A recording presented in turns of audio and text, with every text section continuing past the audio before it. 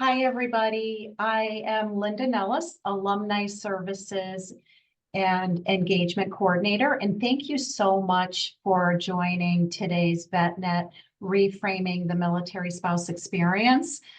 We look forward to an empowering fireside chat with Maria McConville.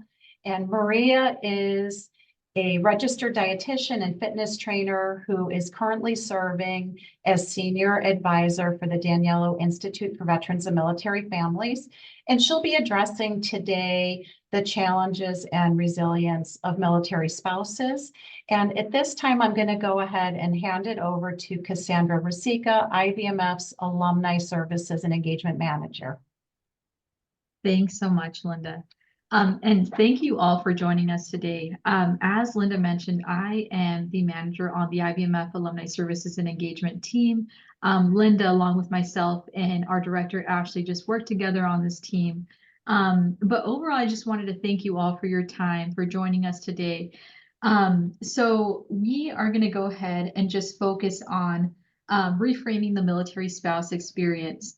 And then we'll sort of have that fireside chat about the military spouse experience and focus on the topics of resiliency, licensure, reciprocity. We'll also provide some information about helpful resources that you can use to navigate the military spouse experience with Maria McConville. So Maria McConville, as Linda mentioned, is a U.S. Army veteran, an entrepreneur, a nutritionist, and health educator with CHAMP. She's also a military spouse of 36 years to the former Chief of Staff for the U.S. Army, as well as a registered dietitian, a mother to 3 U.S. Army officers who are currently serving, and a senior advisor to us here at the IVMF. So thank you so much, Maria, for joining us today and providing your key insights. So I'm going to just pass it over to you. Well, thanks so much, Cassandra and Linda, for having me and inviting me to be here. So wonderful to see all the beautiful faces on the screen in front of me. So it's really my privilege and my honor to be here to speak to you all on VetNet and to just reach out and see so many wonderful military spouses. Thank you. Thank you. So I want to kick it off, Maria, and just ask you, can you please tell us about some of the biggest challenges you faced as a military spouse of 36 years? Well, sure. I guess, the question is, where do you start with all of that? But no, I think as we all know, there are just so many great things about being military spouses, and we have so many opportunities and adventures that other people don't get to have. But of course, along with that, there are some challenges. And for me, obviously, I became an Army spouse maybe before some of you were even born, right? So I've been an Army spouse. My husband just retired in October. He was on active duty for 42 years. And so of those 42 years, we were married, have been married 36 years. So along with all those great opportunities and ventures, I've had some challenges. And I would say, if I had to think of maybe my top 3, Cassandra, I would say lack of identity, employment challenges. And then as a registered dietitian, like so many other careers, reciprocity of licensure. Those would probably be my top 3 among maybe some other ones. Awesome. And thanks so much for that, Maria. As you've emphasized, there's so many, different challenges associated to being a military spouse. I, for one, as a military spouse, I can resonate with some of those too. But overall, I want to emphasize on, or address each of those, but I want to emphasize on identity. Can you please tell us what you mean about identity? Well, I jokingly say that I've gone through a couple identity crises over the course of my journey with my husband as a military spouse. When we first got married, I was in the Army myself. I was an officer in the Army. And when we got married, we couldn't get stationed together. So I decided to transfer into the reserves. But so basically, I went from a single lieutenant in the Army in Monterey, California, to an unemployed dependent wife in Lower Alabama. And, it was very humbling to go from a leadership position to all of a sudden, moving and not having a job, not having an identity, and now back then, and I know we try to call them family members now, but we were definitely dependents back then. And then we moved about 3 times within the course of 2 years with the different schools he was in. So, just really couldn't establish myself in my profession, and really had some challenges with trying to get jobs. But not only that, I would say even then, as we, moved up through the ranks and things, I noticed that spouses were always introducing themselves by their service member and their rank. Hi, I'm Maria McConville. My husband is the 217 Cav Commander. Hi, I'm Susie Smith. My husband is the, whatever. And especially when you lived on a military installation, as we did for a number of years. And I kept thinking to myself, why are we introducing ourselves by our service member and their rank and their position? Why are we not saying, I'm Maria McConville. I have 3 children. I'm a registered dietitian. I'm from Ohio. I love baseball, whatever it is that makes us us, right? And it was always the default mechanism was to introduce ourselves by our service members position. And so that kind of started bothering me. And I said, well, we're not appendages of them. We all have a story and a life in of ourselves. So let's see what we can do to change that. And then I think really, as I said, he really rose up through the ranks, obviously. I found that as his importance expanded and his roles grew, I felt like mine became much narrower. So, especially when you get to the general officer ranks, there's so much perceptions of what a good, spouse is doing and, expected to do. Maybe it's the expectations we put on ourselves. There's no written rules for that.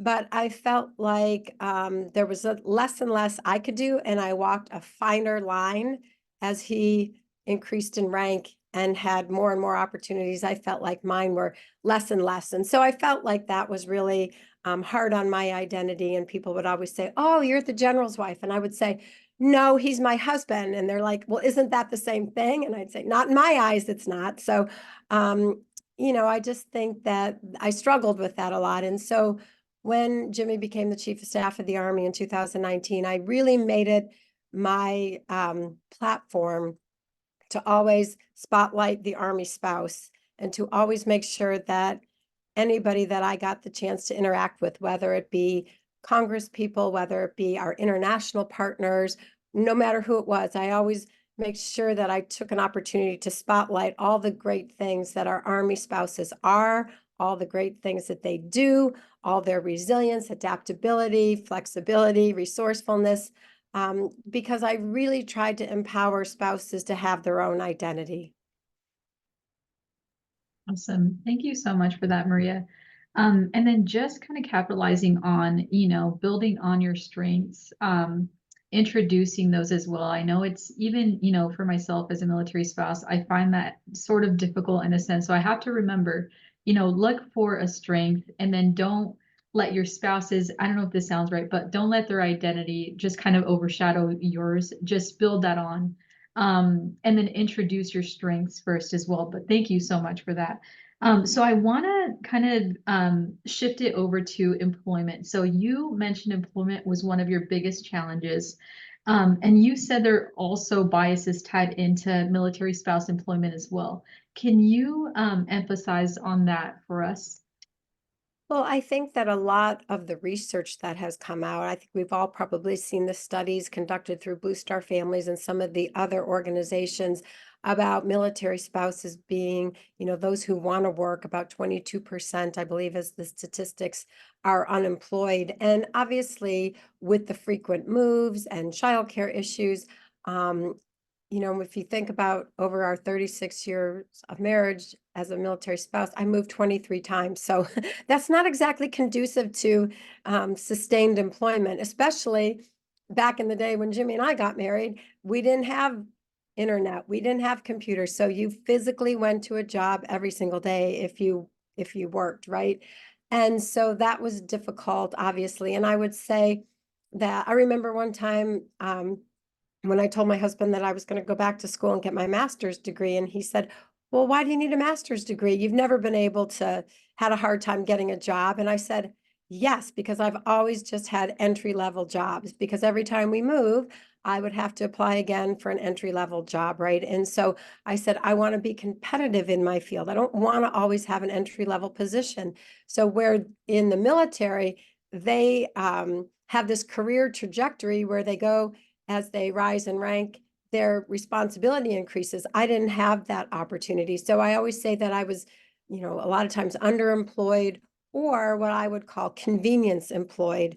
And what I mean by convenience employed is any job that I took, it had to be extremely compatible with my husband's schedule, right? So because I could never say, oh, hey, honey, could you pick the kids up from school at 3 and take them to their soccer practice and, all of that, because you can never, they don't have that kind of schedule in the military. They don't work, 7 to 3 or 8 to 5. So if I chose to work, it could never interfere with what I had to do for our family, right? So it had to just very conveniently fit into my life without my service members' life ever being affected by it. So sometimes you take convenience positions just because they fit into your lifestyle and they don't disrupt the service member. And of course, with long training and deployments, the nature of the beast is you can't count on your partner to be there to help with the other responsibilities. So I would say that was a challenge. And then, of course,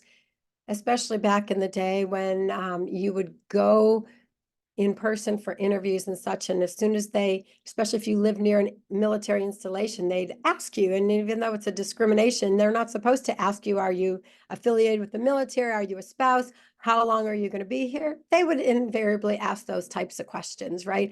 And if you said, well, I don't think you're supposed to ask me that, or I don't feel that I need to answer that, well, then maybe you're not going to get the job because you were flippant or you were not upfront. So, course, there were biases there. I think it's getting better. I really believe I've been fortunate enough to work remotely for the last 12 years in corporate wellness and in different things that I've been doing. So I really believe with the internet and teleworking, obviously not everyone in every position has the opportunity to do that.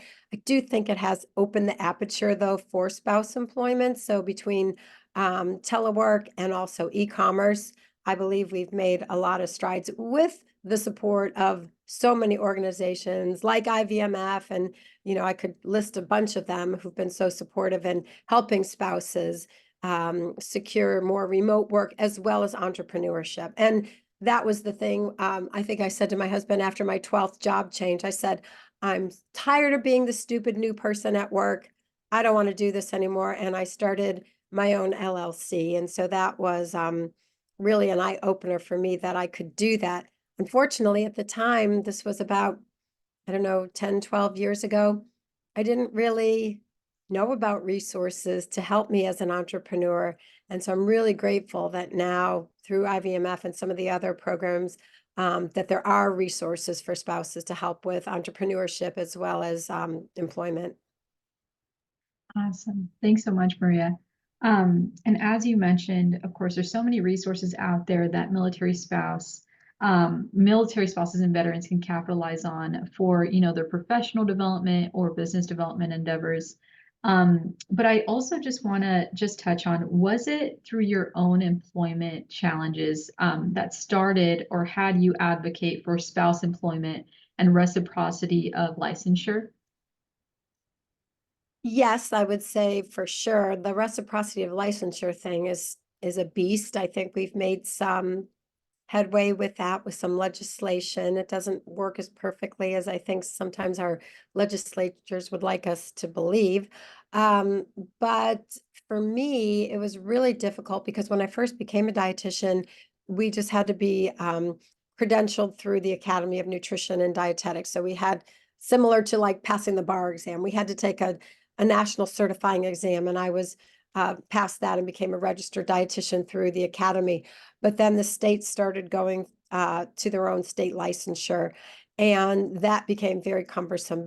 Moving every year to 2 years, if I wanted to work even part-time, I had to get licensed in the new state. And so every time I wanted to get licensed in a new state, I had to not only pay fees and fill out applications and things from that state, I had to get validation from all the previous states that I had been licensed in, that I was in good standing in their state. So that was more paperwork and more money and more time. And if you're just working a part-time job, that can be really cost and time prohibitive. And then, for example, one time when we were stationed at Fort Campbell, that's right on the border of Kentucky and Tennessee, and I was doing consulting for a company that had facilities in both states. So I had to get licensed in both states. And then when I would leave, the question was, do I not renew my license in that state? Do I pay to keep it inactive in case, or active in case we move back to that state at some future time to get, restationed back there?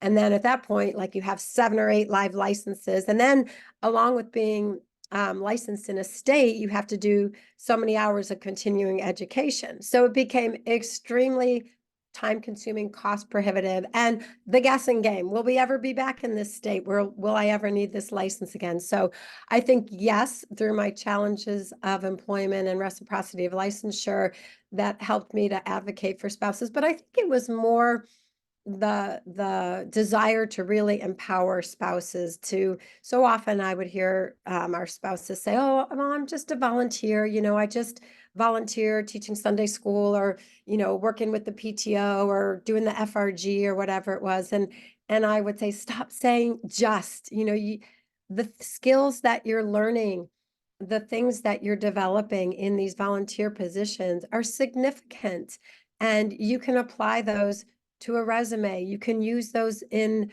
applying for jobs, or talking about what you do and putting those on your biography. And so I think partially it was my own journey, but I think it was also my desire to empower spouses to think of themselves more in a broad perspective than volunteers, and increase their own identity. But also I realized it was a checks and balances for these organizations who think they're doing all these great things, but then I like to be the boots on the ground to get out there and test it. And I'll give you an example. So the state of Massachusetts had sent my husband this email about this legislation that they had passed for spouse reciprocity of licensure. So I got on the Massachusetts website, and I'm like, where does it say this? How do I know?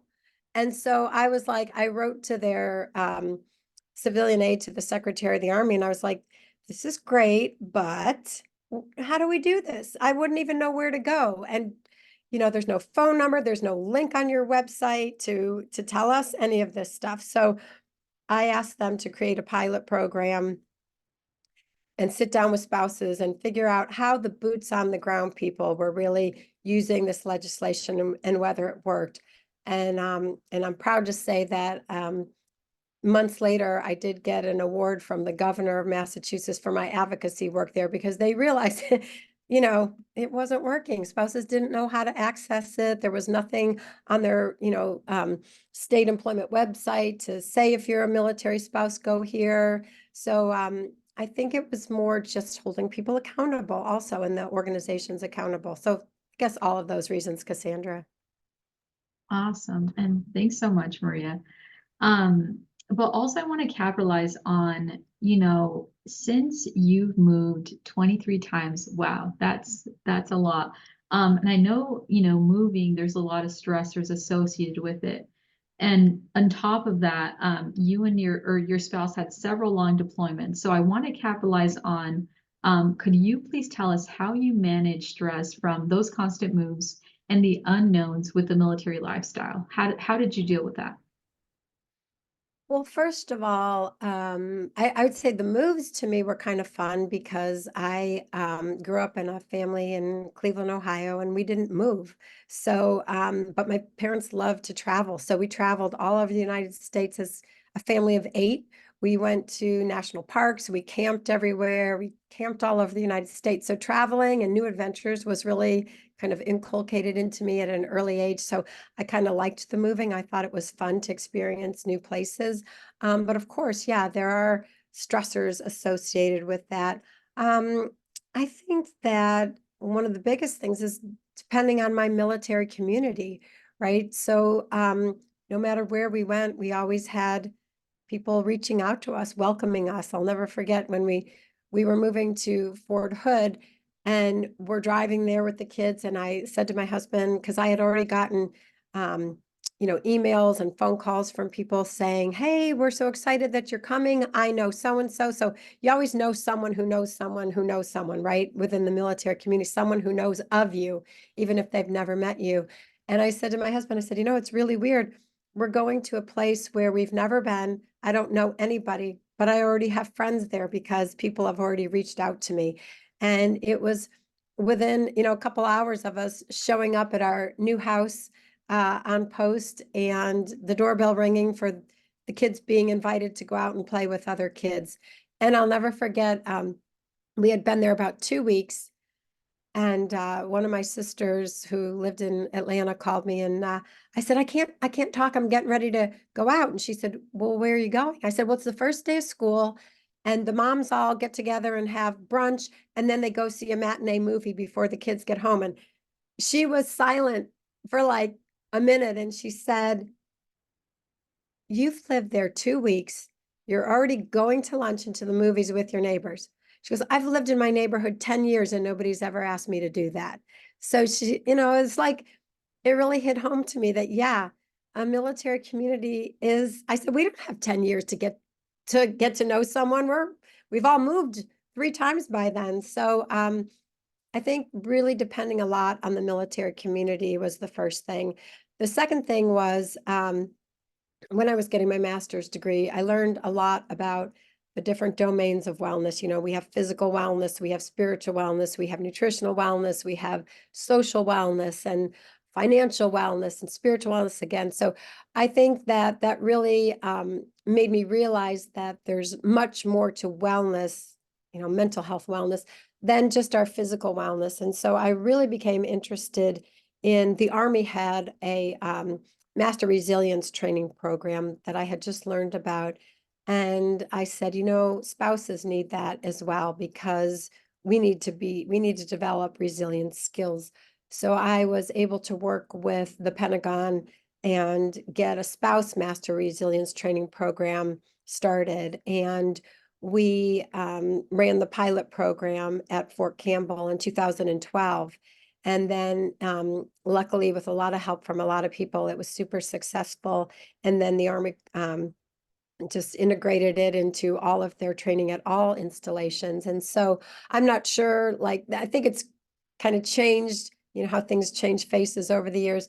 But I think I learned so many great skills from that spouse master resilience training program, and also through my own studies with my master's degree. But one of the things I believe about stress, Cassandra, is that, a lot of times when I would ask people, well, what are you stressed about? What exactly are you stressed about? And they're like, my job, my life, whatever.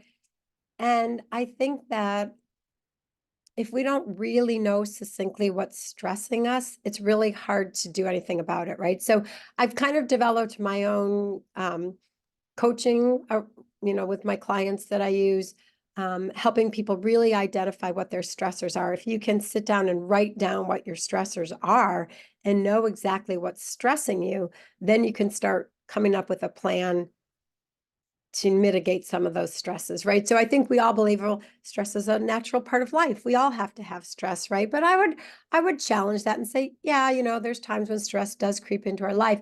But if we can, first of all, change our thoughts about stress, like, okay, something that we believe is causing us stress, go back and look at the root of the problem and say, how can I change my thoughts about this?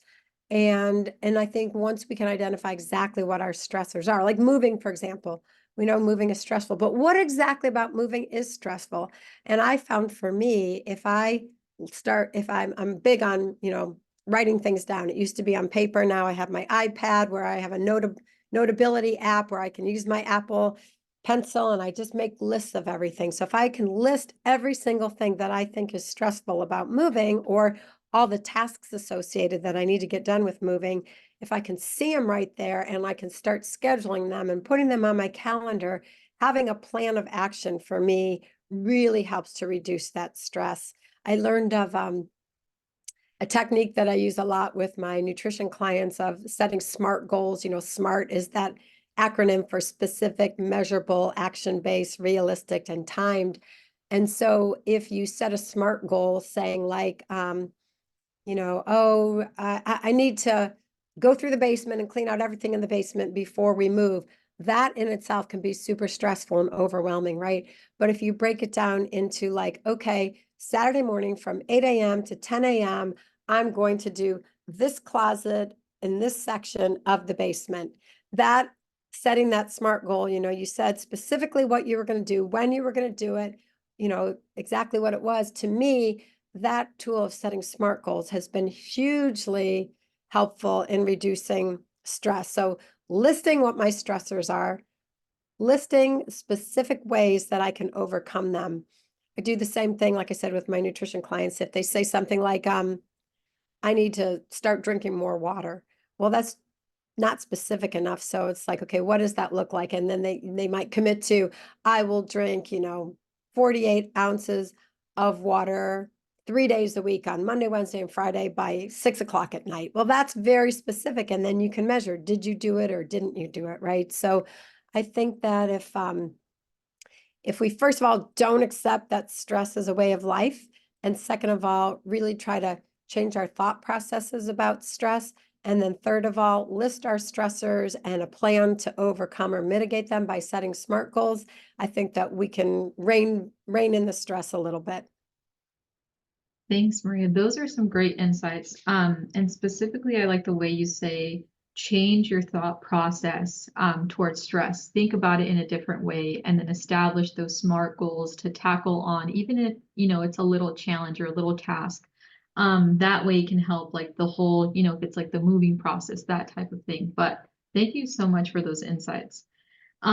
So I know military life, you know, it can be, of course, challenging. And sometimes, military marriages don't work out. But on this note, how can spouses set themselves up for success for their future? What advice would you give? Well, whether a military marriage works or doesn't work, that kind of goes back to what I was saying earlier about empowerment. And I think that any opportunity that we can take to have our own identity, to build on our own identity, and set ourselves up for success. But there's some really great tools. I mean, unfortunately, I was not smart enough to know that every time I worked to invest in my company's plan, you know, savings plan, whether it be a 401k or whatever. I now do that. I'm invested in my one. I consult for 3 different organizations. One of them, I have the option of having a 403b. So I've, for the last 5 years, have been investing in that. So I've been investing money in that way, and, you know, just really taking advantage of some of the resources that are available. I know that through the Department of Defense, they've hired a bunch of financial counselors. The Army's version is called Financial Frontline. And I've actually taken advantage of their trained counselors to help me make sure that I've got all my assets protected, you know, and with my investments, with my IRAs that I have and my investments, that I am very clear on what I need to do to maintain those. I also think just the fact that I'm keeping up my license, you know, that always gives me an option to keep my profession going. And then, you know, I just think that right now there's so many organizations that, like IVMF, we just were at the VWise, the Veteran Women's Igniting the Spirit of Entrepreneurship for both women veterans and women spouses, you know, taking advantage of some of these programs early on so that you can empower yourselves. And these are largely free programs. And so I think early on, if spouses can start taking advantage of some of these opportunities, there's fellowships that are paid for by the Department of Defense that you can get through Hiring Our Heroes. And so, you know, taking advantage, it might not be that every spouse has the opportunity to work. If you're raising children, or you're at a, you know, place in your life taking care of your elderly parents, or you're overseas and the SOFA agreements are so restrictive that you can't work. There's always things you can do. You can increase your schooling. Like I said, I went back to school. I mean, at the age of 45, I started back to school for my master's degree. There's ways that you can increase your education, or getting some of the program, the Onward to Opportunities, where they can, that IVMF has, where they can get certifications in different fields, and skills bridge programs. I mean, there's so many opportunities that we as spouses can protect and grow our identity, as well as setting ourselves up for the future, whether it continues to be a military marriage or not. Thanks so much, Maria. And just to kind of piggyback off of what you're saying about military spouse resources, veteran resources, as you mentioned, the IVMF has a bunch of resources to help with professional and business development goals through our program. So I would say that's, a great way just to, adopt new skills, earn certifications, that type of thing. But if you're also interested in entrepreneurship, we have programs catered to the different stages of entrepreneurship as well. So many great resources out there for, helping navigate that military spouse experience. But overall, I think it's just great to take advantage, because if not, most of these resources are free. And it's just a great way to, of course, stay busy, but also just to earn, more certifications under your belt, or just take on a whole new activity, or learn, a new curriculum, that type of thing. So I want to kind of pass it over to you, Maria, just to, if you want to add in any other resources that you know of, about, helping reframe that military spouse experience. Well, I think that, I always like to think of it as a new adventure. You talked about deployments and how do we, maintain emotional and mental health through deployments. I remember my husband's first deployment, so he did a 12-month, a 15-month, and a 12-month. And I remember saying to him, it's not Monday through Friday that's hard, it's the weekends. And I said, that's 52 weekends without you. And, that's a lot. And so what I decided was that instead of thinking of the things that I was lacking, I tried to look at it as a new opportunity to do something new. So I'm not a big TV watcher, but one of the things that I did was I thought, okay, I'm going to watch some movies that he would never want to watch with me, like the chick flicks and those kinds of things. So that was one thing. I was like, because people would always talk about these movies and I'm like, no, I never saw that. No, I never saw that. So that was kind of one fun thing that I did for myself during his deployment, was watch some of these movies that he would not have enjoyed watching with me. During his 15-month deployment, that was when I got my master's degree. I graduated with honors 2 weeks before he returned from that 15-month deployment. So that was something that I was proud of, that I achieved while he was gone, while 2 of our 3 kids were still at home. I think that, and when you live in a military community, there's so many ways that there's organizations out there willing to help. When I went to get my master's degree, we were at Fort Campbell, the local state college. I went and talked to the director of the program there. And I said, look, I got 18 months to get a master's degree before we move again. How can you help me? And so I think that when you live in a military community, sometimes people, and you just ask, they're willing to help. And I really believe, I always say, if you are looking for something, put it out there in your universe. The more you tell people what you're looking for, whether it be employment, whether it be a resource, whether it be a contact for something, whether it be a special gift you're thinking of getting one of your kids for Christmas or something. I always say, if you put it out there in your universe and you ask enough people, there's so many people who are well connected in ways that I'm not, that I always find that it always comes back to me, and somebody will say, oh yeah, I know where you can get that. I know someone who does that. I know someone who has that resource. So I think that one of the best resources, I can say, this kind of ties into our discussion about employment and reciprocity of licensure, is there's the Department that's the state or Defense State Liaison Officer. So the acronym is DSLO, DSLO, the Defense State Liaison Office. And they work with all the states on trying to increase services and offerings for current military veterans and spouses. And they're the organization that works with the states on reciprocity of licensure. So if, like, unfortunately, dietitians are not one of the professions that has an interstate compact. They're the ones that work with the states on the interstate compact. And I know attorneys, as well as nurses, educators, they have interstate compacts. Now, doesn't mean that it's universal for every state, but the Defense State Liaison Office works with those states, trying to get the states to be more military friendly. So if you have questions, I would definitely look up the DSLO, the Defense State Liaison Office, and you can contact them. They have different people that you can reach out to by region. So that's a great starting place for professions. The other thing that I would say, especially for people who are entrepreneurs, it's very important to me that we as military spouses run our businesses with clarity and confidence, but also with compliance. Unfortunately, when Jimmy and I would travel to different military installations while he was the chief, and I would meet with spouses, especially those that were entrepreneurs, it really made me nervous listening to some spouses who talked about their businesses, but they weren't necessarily complying with their local, state, or federal regulations. And so thinking, oh, I live on a military installation, I don't need to worry about that. I'm not going to get inspected, or I'm not going to.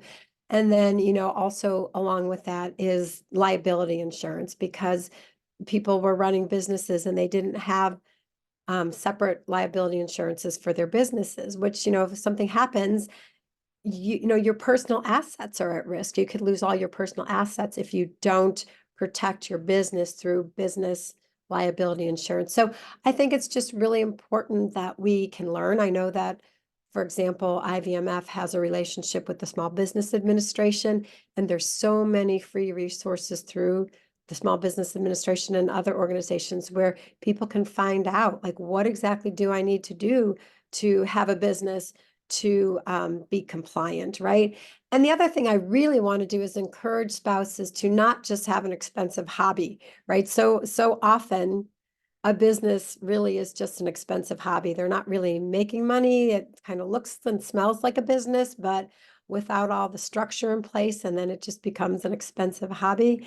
So I think that there's so many great resources out there to help take maybe a business idea to the next level, or not even just if you don't want to be an entrepreneur, but just maybe trying to elevate your status and elevate your position and grow. Like I said, I never felt like I really, as a spouse, always starting over in entry-level positions, but so many of you are way past that and need to be empowered to really show what you're worth. Another really great resource that I'll talk about is I had a mentor through American Corporate Partners. Any of you had a mentor through American Corporate Partners? That's an amazing organization. They will, for free, for military spouses, active military spouses, and transitioning veterans, pair you with a corporate mentor, and you can work with them for up to a year. And what I loved about my mentor that I had is she knew nothing about the military. She did not know that my husband was a 4-star general. She didn't care, which was so great. She's held my feet to the fire, because so often, like, we as spouses will say, oh, well, I know you guys have moved, so many times, and you've had to resettle your family, and we give each other an out, right? We don't push each other. We kind of let each other off the hook, but she did not let me off the hook. And she was like, okay, what are you going to achieve for next time? Right. So I think that by engaging with a mentor through not just American Corporate Partners, but other agencies where they have mentors, it's an amazing thing to do, right? She helped me think of things I would have never thought of on my own. So I would say definitely take advantage of all the different resources. I always say we have to kind of ride the wave, because I feel like right now there's so many organizations that are interested in helping veterans and spouses, because we've heard a lot that we don't just recruit a service member, we recruit their family. So it's in everybody's best interest to help the whole family feel purposeful, passionate, employed, whatever it is we want. But I sometimes worry, when is that wave going to be over, right? So right now, maybe that's a wave that we're riding for the last decade of helping with spouse employment and licensure, but it could be soon there's a different wave in a different direction that organizations will go in. So I really would encourage everybody to ride the wave and take advantage and grab all those resources and all the information that you can now. Awesome. Thank you so much, Maria. Just shedding light on those key resources. I also want to, and you did plug in American Corporate Partners, but I want to plug in if you are a military spouse or a veteran and you've been through any of our programs here at the IBMF, we have the opportunity to pair you up with a mentor with American Corporate Partners. And to do that, you'll just have to go into our alumni services webpage, submit a post-program support request. But among all that, if you're not sure what type of resource you need for professional or business development, our team is ready to have that one-on-one conversation with you, identify where you're at and what type of resources in our network we can help you navigate to. So just wanted to throw that in there. But as you mentioned, Maria, so many great resources to take advantage of that help ease the transition into that military spouse lifestyle. And of course, if they're, if people are PCSing, that type of thing, there's so many resources to capitalize on. So one last question for you, Maria. What advice would you give to a new military spouse entering this lifestyle? What, key thought would you add in there? I'm going to address that in 1 second, Cassandra. Somebody had asked a question about employment resources. There's an organization, they used to be called Military Spouse Corporate Career Network. I believe now they're called Military Spouse Jobs. And they are one of the few organizations that actually will place spouses in jobs. So they have an upskills program through IBM. I think it is through IBM. And they also have, you can work with some of their career counselors, and they will connect you with all these corporate partners that they have. And they're one of the few organizations that I know that don't just do, facilitating coursework and upskilling, but they actually have career coaches that work with you to place you in positions. So if you don't know of them, look them up. But it's interesting because people will say to me, oh, moving all those times and being a military spouse, you probably really had to, give up your career and all of that. But I don't know. I've been a dietitian for many, many, many years. I've had the opportunity through some hard work of my own, hiring my own mentors way back when and getting a master's degree and things like that. I've tried to grow my own career, and by starting my LLC and everything, that was really helpful. But I would say that the adventures that we've had over this 36 years and the people that I've met and the things that I've been able to do and see have made it all worth it. I mean, I jokingly say to young people when they say, how do I choose? Like, do I get married or do I pursue my career? How can you do both? And I always say, well, if you really love someone, you'll make it work, right? And your job doesn't keep you warm at night. It can't give you a hug after a hard day or whatever. So I think that there's room for both, and not having the mindset that it has to be one or the other, because I think in life we learn to meld things together. And, if a relationship is worth it and a career is worth it, you'll find ways to bring them together. But I would say, my advice would be adventuresome, change those thought processes from, oh, this is going to be awful, I'm going to hate this duty station, nobody likes it here, I don't know anybody, to like, wow, this is a new adventure. What can I learn here? What can I achieve here? What can I start here? I think that it taught me to be very independent, right? With my service member gone all the time and working the long hours and deployments and things. So I feel proud of myself for being independent and doing the things that I want to do.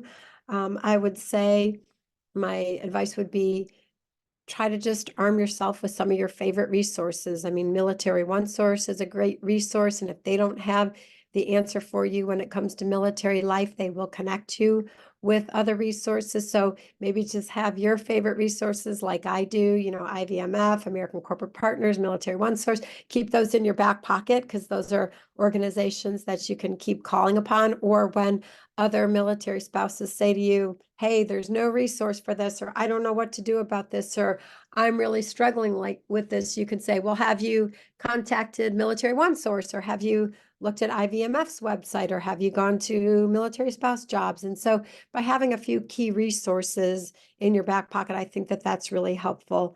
And then, the other thing is so often, maybe I would be a little bitter about having to change jobs again and starting over, but I think it also took me in a direction that I would have never imagined I would have gone in. If you would have asked me 30 years ago if I would be an entrepreneur, I'd say, I don't even know what that means, right? So I think this lifestyle kind of helps us push ourselves out of our comfort zone for sure. But when we're pushed out of our comfort zone, I think it helps us grow and develop in ways that we probably never would have thought about. Thanks so much, Maria. And like you mentioned, this conversation, very fruitful. Thank you so much for those insights. And I think the main takeaways, of course, are resiliency.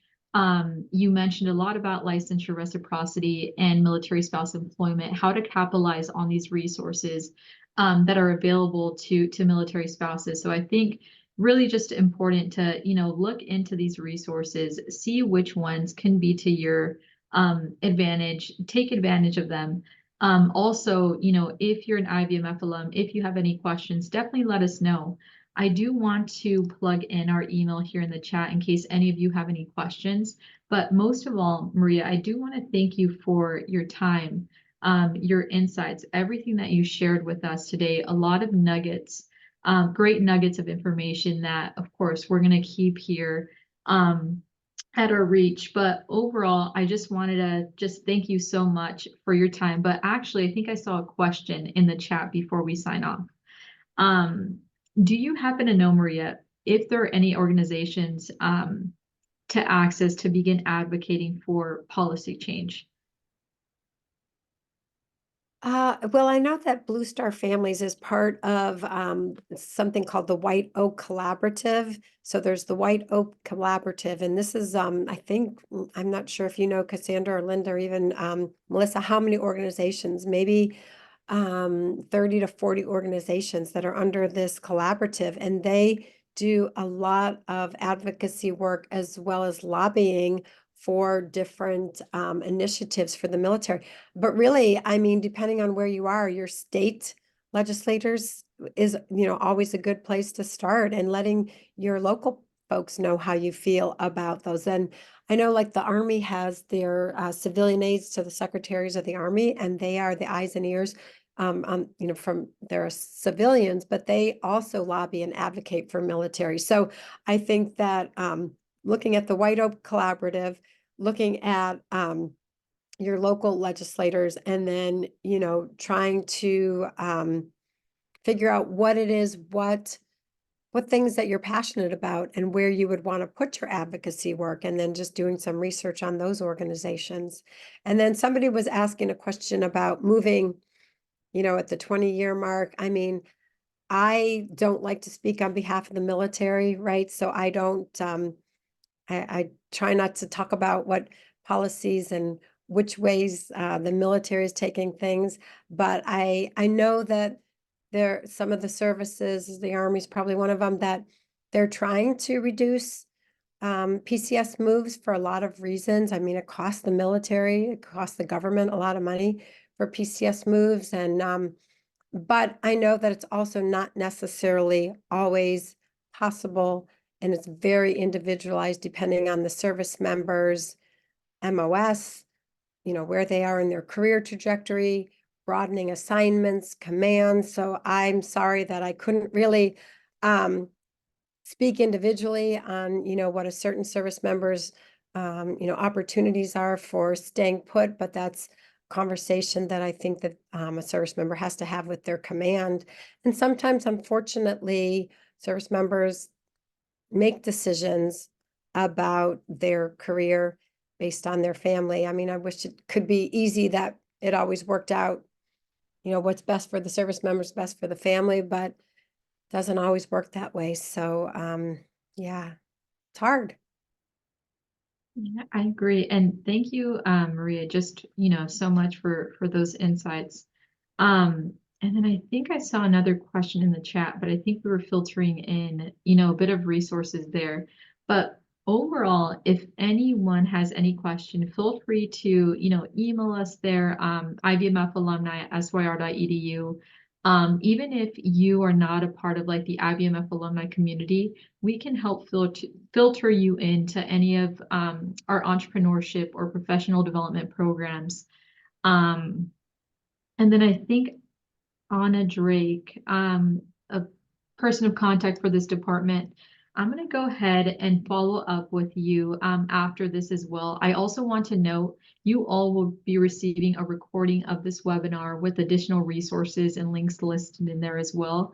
But Anna, we will go ahead and follow up with you with a point of contact, someone on our policy team. But I do know there's another question I may have missed in here. But overall, if you have any other questions, feel free to email us. Feel free to, give us a call. We're more than happy to, if we're, not sure of where to navigate you to, we're going to find the answer for you. We're not just going to leave you just like that. But overall, let us know if you have any questions. We're going to follow up with you with an email with the recording for the webinar and additional links and resources you can take advantage of. But most of all, I want to thank you, Maria, for your time, sharing these great nuggets of information with us. And just, thank you just for everything today. And thank you all for joining as well. Well, Have a great afternoon. Thank you all. Love to see you all. Thank you.